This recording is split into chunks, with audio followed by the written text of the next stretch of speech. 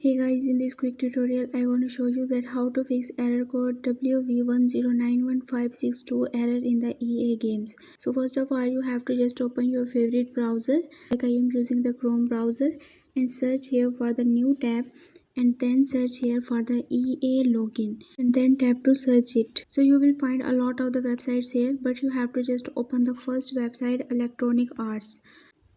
And now you will find here's this type of the interface. Now you have to just click on the profile icon at the top of this page. Just tap on it, and here you will find the two options, sign in and the create account. Basically you have to just click on the sign in.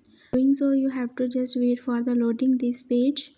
So after loading, you will find here such type of the pop-up. You have to just scroll down and then put here your details of your account that is connected with your EA games. Put your details and then sign in. After this, you will find here this type of the interface. You have to just click on the next, and then you will receive a code on your email. Just copy this code and then paste here, and then click on the sign in. Doing so, you have to just click on the link account. After doing so, you can see that your account has been linked successfully.